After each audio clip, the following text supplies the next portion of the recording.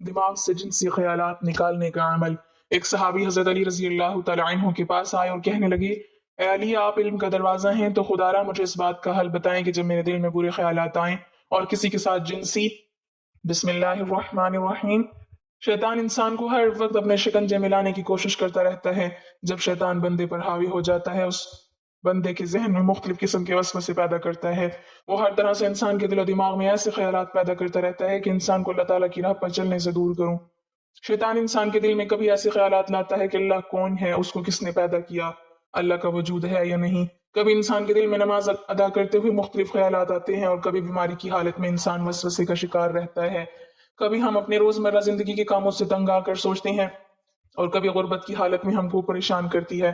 کبھی ہمارے مسلمان بھائیوں کے ساتھ ایسا ہوتا ہے کہ باجماعت نماز ادا کر رہے ہوتے ہیں اور نمازی کے دل میں ایسے خیالات آتے ہیں کہ اس کو پتہ ہی نہیں چلتا کہ وہ نماز میں کیا پڑھ رہا ہے۔ انہی خیالات میں نمازی گم ہوتا ہے اور ادھر امام صاحب سلام پھیر دیتے ہیں۔ اس طرح ہم سوچ میں پڑ جاتے ہیں کہ ہم نماز، روزہ، حج کیوں ادا کرتے ہیں۔ سب سے زیادہ مشکلات ان لوگوں کو پیش آتی ہیں جن کے ذہن میں جنسی وسوسے شیطان ڈالتا ہے۔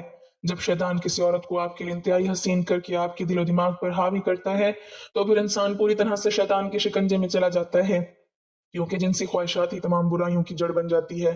انسانی ذہن گندے خیالات کا مرکز بن کر رہ جاتا ہے۔ آخر یہ سارے خیالات ہم کو کیوں آتے ہیں؟ ان خیالات کے بارے میں اسلام کیا حکم دیتا ہے کہ اگر یہ خیالات ہم پر حاوی ہو جائیں تو ان کا حل کس طرح کیا جائے؟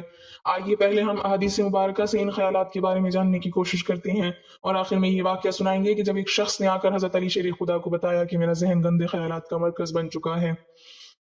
ناظرین گرامی، حضرت ابو ہریرہ رضی اللہ تعالیٰ عنہ سے روایت ہے کہ صحابہ اکرام میں سے کچھ لوگ رسول اللہ صلی اللہ علیہ وسلم کی خدمت میں حاضر ہو کر عرض کرنے لگے، ہم اپنے دلوں میں کچھ خیالات ایسے پاتے ہیں کہ ہم میں سے کوئی ان کو بیان نہیں کر سکتا۔ رسول اللہ صلی اللہ علیہ وسلم نے کہا، واقعی تم اسی طرح پاتے ہو، یعنی ان خیالات کو گناہ سمجھتے ہو؟ صحابہ نے عرض کیا، جی ہاں۔ تو رسول اللہ صلی اللہ علیہ وسلم نے فرمایا، یہ تو واضح ایمان ہے۔ محدثین اس حدیث کی وضاحت کچھ اس طرح کرتے ہیں کہ صحابہ کے اس جملے، یعنی ہم اپنے دلوں میں کچھ خیالات ایسے پاتے ہیں کہ ہم میں سے کوئی ان کو بیان نہیں کر سکتا، اس کا مطلب یہ ہے کہ ہم اپنے دلوں میں بری چیزیں لاتے ہیں، مثلا اللہ کو کس نے پیدا کیا، وہ کیسا ہے اور کس چیز سے بنا ہے، اور اس طرح کی اور چیزیں کہ اس کا بیان کرنا بھی مشکل ہے۔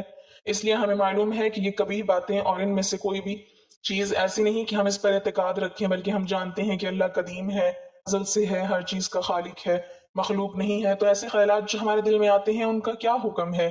رسول اللہ صلی اللہ علیہ وسلم نے یہ جواب دیا، یہ تو سری ایمان ہے، اس لیے کہ تم ان وسوسوں کو دل میں پانے کے بعد جھڑک دیتے ہو اور اس کو برا سمجھتے ہو، تو یہ تمہارے ایمان کی علامت ہے۔ لہٰذا ان خیالات اور وسوسوں سے پریشان نہ ہو، اور ان کا علاج یہ ہے کہ ان کی طرف بالکل دھیان نہ دیا جائے، بلکہ بعض علماء نے وسوسوں میں مبتلا اشخاص کی تسلی و تسکین کے لیے کہا ہے کہ جس طرح چور اس گھر میں جاتا ہے جہاں کچھ مال و متاع ہوتا ہے، اسی طرح جس دل میں ایمان ہوتا ہے شیطان وہاں آ کر ہی وسوسے ڈالتا ہے۔ برے خیالات کا آنا شیطان کا ایک عمل ہے۔ شیطان وسوسوں کے ذریعے انسان کو اپنے رب سے دور کرنے میں ہمیشہ سے ہی کوشش میں لگا رہتا ہے، اور قیامت تک شیطان انسانوں کے دلوں میں وسوسے پیدا کرتا رہے گا۔ اس کی کوشش یہ ہوگی کہ یہ انسان رحمان کو چھوڑ کر شیطان کی باتوں کو ہی مانے۔ حدیث محمدی صلی اللہ علیہ وسلم ہے کہ خدا کا لاکھ لاکھ شکر ہے، شیطان کے جال کو وسوسے کی حد تک محدود کر دیا گیا ہے، اس سے آگے شیطان کو بڑھنے کی اجازت قطعاً نہیں دی گئی۔ حدیث پاک میں ہے کہ نبی کریم صلی اللہ علیہ وسلم نے فرمایا، اللہ پاک میری امت کے لوگوں کے دلوں میں وسوسے پیدا ہونے کو درگزر فرما دیا ہے، اور انسان کو نیک کام کرنے کی توفیق دی گئی ہے۔ مومن کے دل میں وسوسوں کے پیدا ہونے سے مومن کو گناہ نہیں ہوگا، بلکہ مومن جو نیک کام کر رہا ہوگا اللہ پاک اسے نیک کام کے بدلے نیکیاں عطا کرے گا۔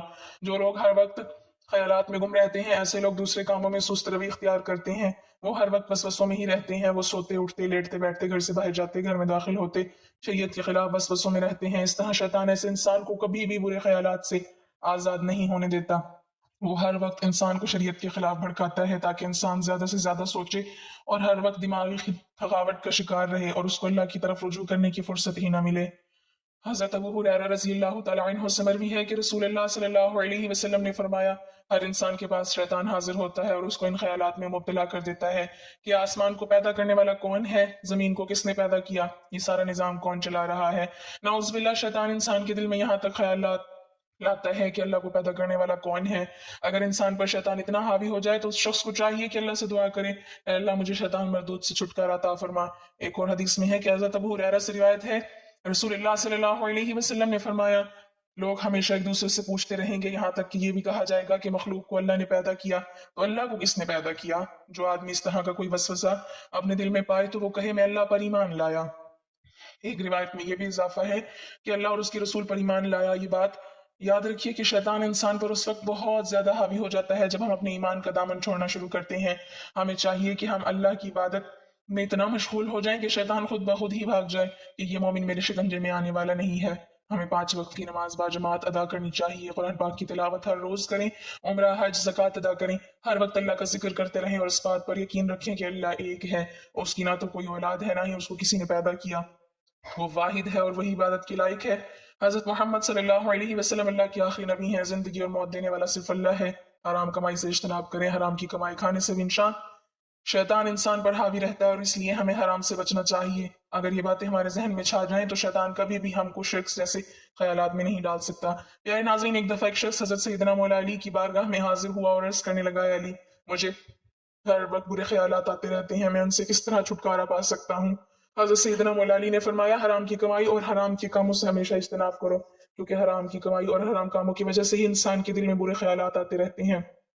जब भी तुम हलाल की रोजी खाने के लिए अपने दस्तरखान पर बैठो तो या गफूरू या अल्लाह या रहमान पढ़कर फूंक मारो। अगर आप इस अमल को अपना लोगे तो तुमको बुरे ख्यालात आना बंद हो जाएंगे। लिहाजा इन वसवसों के इलाज के लिए अल्लाह से पनाह मांगते हुए मतजज़्ज़ल अमाल करें। अगर हर नमाज के बाद आप इन 4 कलिमात का वर्द करेंगे तो हमेशा ही आप जिनसी ख्यालात और हर तरह के शैतानी शकूक व शुबहात और वसवसों से बचे रहेंगे। अल्लाह से दुआ है कि वो हमें हक हलाल की रोजी कमाने की तौफीक दे, हमारे दिल तमाम वसवसों से पाक फरमाए और हमें शैतानी अमाल से दूर रखे। आमीन। नाजरीन, कमेंट बॉक्स में अल्लाह ताला के 99 नामों में से एक नाम जरूर टाइप करें।